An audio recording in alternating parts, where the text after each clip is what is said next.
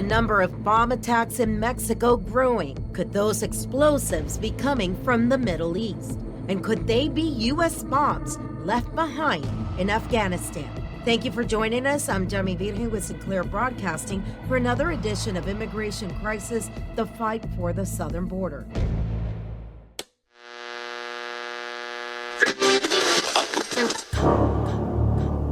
Right now, the U.S.-Mexico border is open, is not controlled by the U.S., and is a war zone. The number of explosions just across the border from Texas have gone up, and the reports from Mexico are that those explosives may have come from as far away as the Middle East and are U.S. bombs left behind during the quick departure the U.S. made from Afghanistan. Joining us now is Ari Jimenez, who was the agent in charge of Homeland Security investigations in South Texas, and he is now a consultant in the private sector.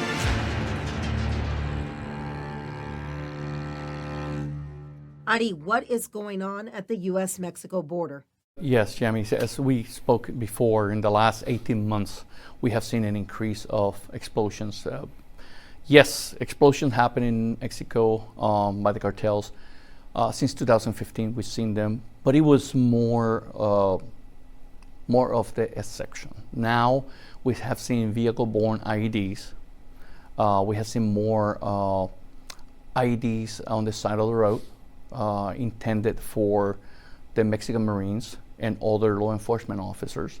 The local construction or manufacturing of IEDs or improvised explosive devices is the type that we have seen in the Middle East. They have a pipe type with a round base, and then the top, instead of the regular cap that we've seen in the past, it is more like conical, like a triangle with point. It's intended to make maximum damage. In the past, we saw Centex and some other type of commercial caps to be utilized on IEDs and BVIDs. That is not the case now. We have seen a little more sophisticated use of munitions. Also, that we have seen the weaponization of UAVs. In the past, the cartels were using UAVs to patrol and surveillance most of the routes. Now we have seen UAVs outfitted in a way that they can actually release some kind of munition. So there's been a big evolution in the use of explosive by the cartels in the last 18 months.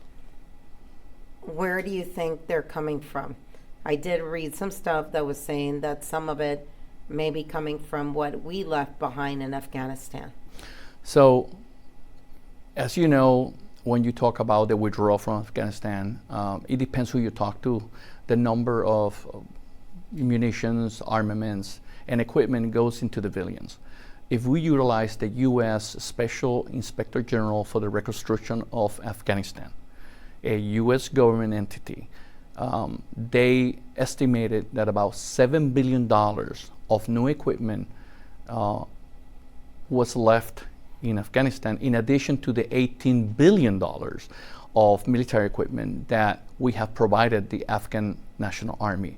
So even on the lowest spectrum, we're talking about easy $25 billion of military equipment. Small arms, M4s, sniper rifles, M249s, and also we have seen some of the ground-to-air munitions, and those are the ones that initially we saw them crossing the borders of Pakistan and India, and we saw them in that area of fighting. Then we saw them deploy in Yemen, and during the last year, we have seen an increase of military-grade, U.S.-made equipment have been smuggled into Mexico, coming most likely from what we left in Afghanistan.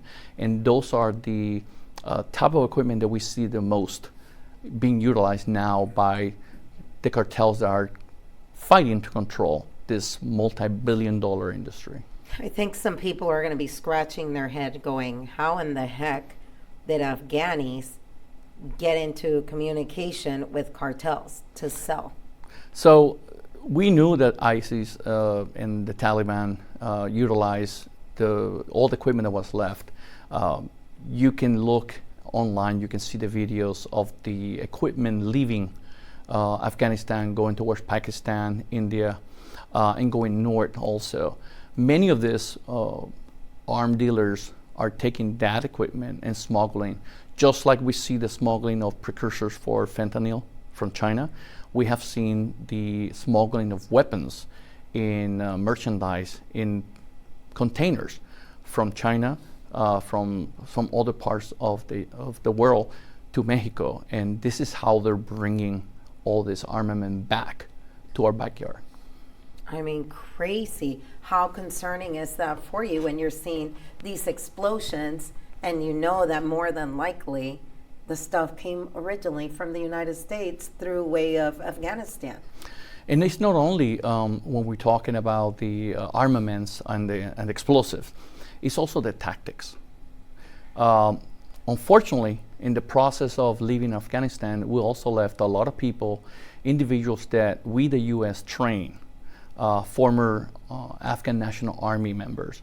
And those tactics are being utilized now, and we can see them being utilized, ambush type, special tactics type, being utilized in the cartels. You remember some 5-6 years back, we'll see this kind of monster trucks that were being built, and probably you'll see a machine gun on top. That's not the case now. Now you see the cartels very well organized, equipped, new equipment, new small arms, US-made small arms, and utilizing the tactics of crossfire, observation, and ambush. So we're seeing a proliferation not only of the weapons, but also the tactics. We all know for years that Hamas was helping cartels in the tactics of developing tunnels in the southwest border. Back in the day, nobody thought anything of it. Now, we have to look back and realize what else is being shared between these terrorist organizations and the Mexican cartels.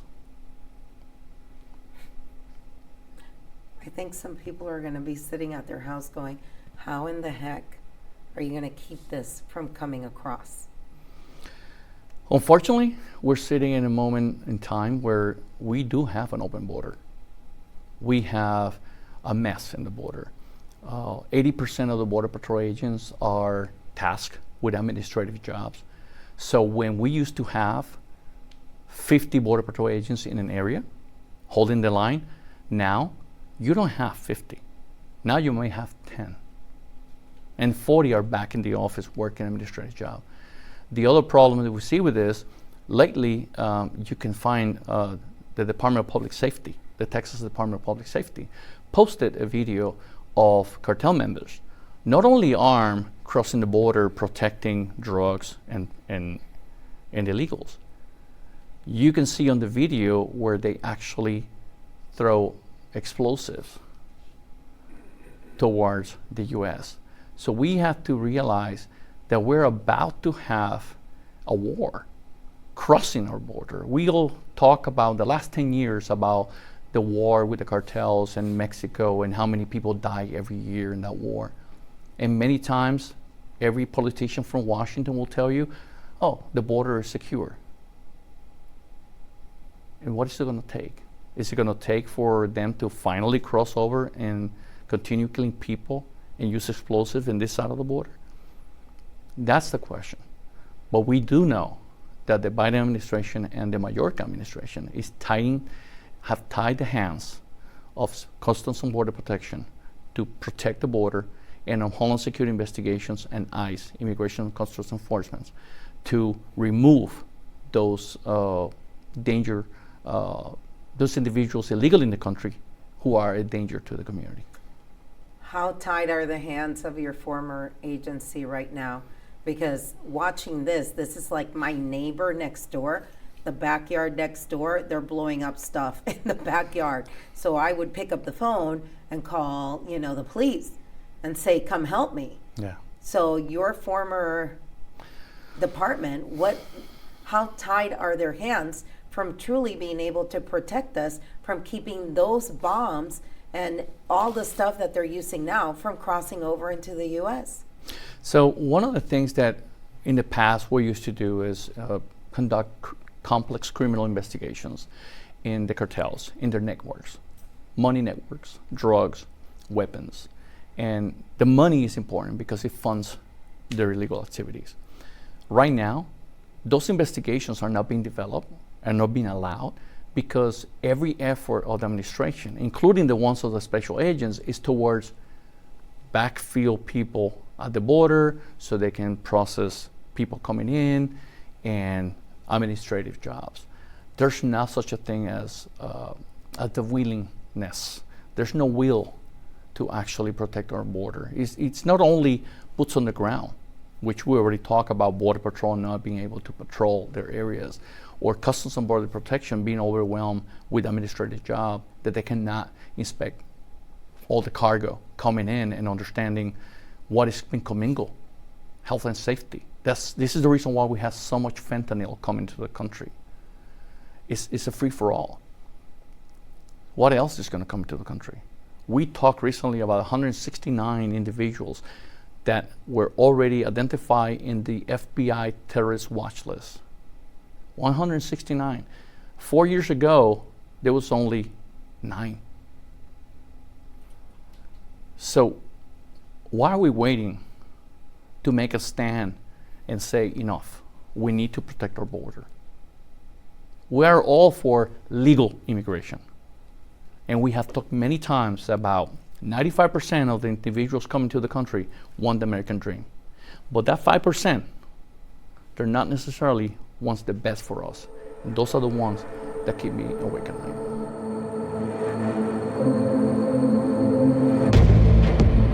Thank you so much for being with us for this edition of Immigration Crisis, the Fight for the Southern Border. In San Antonio, Texas, I'm Jami Virgen. Until next time.